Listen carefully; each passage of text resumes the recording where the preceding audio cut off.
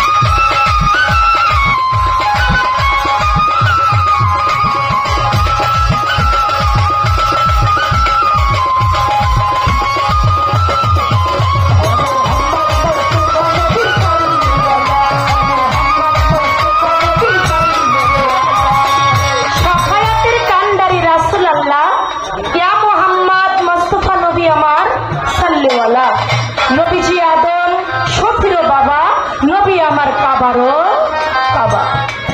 আমার দয়াল নবীজির নবুয়ত গত বছরও একজন মাওলানা তিনি বলেছিলেন ওয়াজের মাহফিলে যে আমার দয়াল নবী তিনি 40 বছর বয়সের সময় নবুয়ত প্রাপ্ত হয়েছেন, তার আগে নবীর নবুয়ত ছিল না। এটা নিয়ে কিন্তু অনেক সমালোচনা হয়েছে। যারা সুন্নিয়ত পক্ষে তারা কিন্তু এটা নিয়ে অনেক বাহিস করেছে। তারা বলে না, আদম যখন মাটি কাদা মিশ্রিত ছিল তারও আগে আমার দয়াল নবীর নবুয়ত ছিল। আদম যখন কাদা মাটি রূপে ছিল তারও অনেক আগে আমার দয়াল নবীর নবুয়ত ছিল। সুবহানাল্লাহ। এখন বাবা যারা দয়াল নবীকে বলে সাধারণ মানুষ, আজকে আবার আসতেছি আমার বাড়ি তো ফরিদপুর, আপনারা জানেন একটু দূর বেশি। মোবাইল দেখতেছি, দেখতে দেখতে দেখতেছি একজন মাওলানার ছবির উপরে এতগুলা জুতা দিয়ে রাখছে। এখন আমি দেখলাম যে কারণ কি, একজন মাওলানা তারা তো জ্ঞানের কথা বলে, ধর্মের কথা বলে, তাহলে এটা কেন? পরবর্তীতে আমি এখানে একটা লিঙ্ক দেওয়া, লিঙ্কের মধ্যে ঢুকে দেখলাম তিনি বলছে শুধু এক আল্লাহর প্রতি বিশ্বাস রাখতে হবে, নারায়ে রাসূল নারায়ে তাকবীর ইয়া রাসূলুল্লাহ এটা বলা নাকি যাবে না। নারায়ে রিসালাত ইয়া রাসূলুল্লাহ রাসূলুল্লাহ এটা বলা যাবে না, শুধু আল্লাহর নাম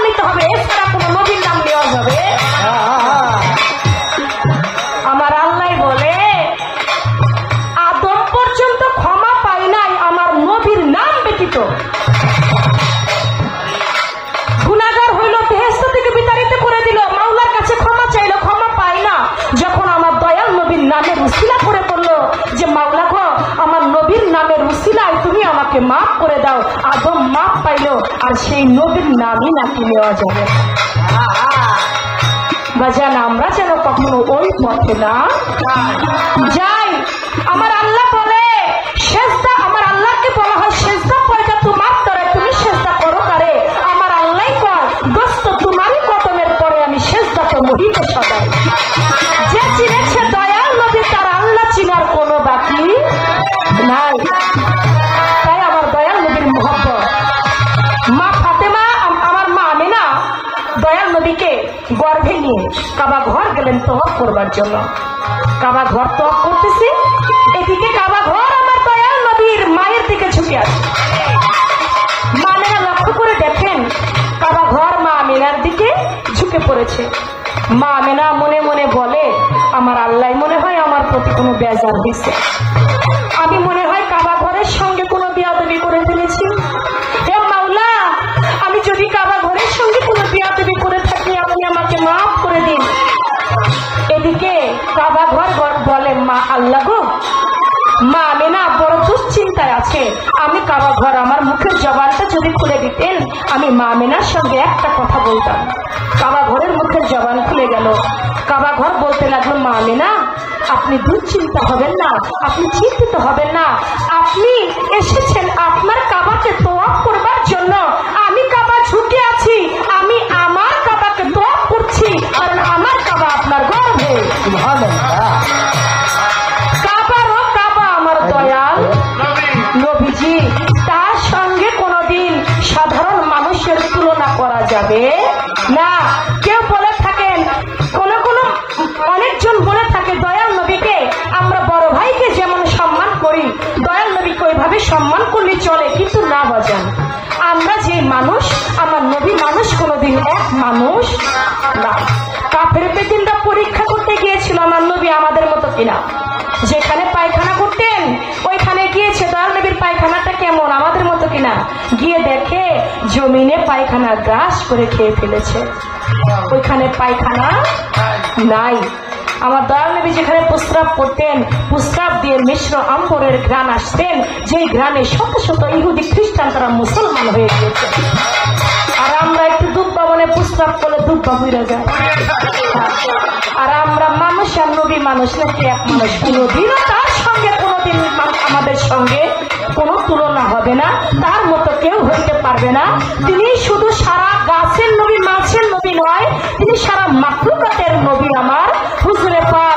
সকলেই বলি সাল্লাল্লাহু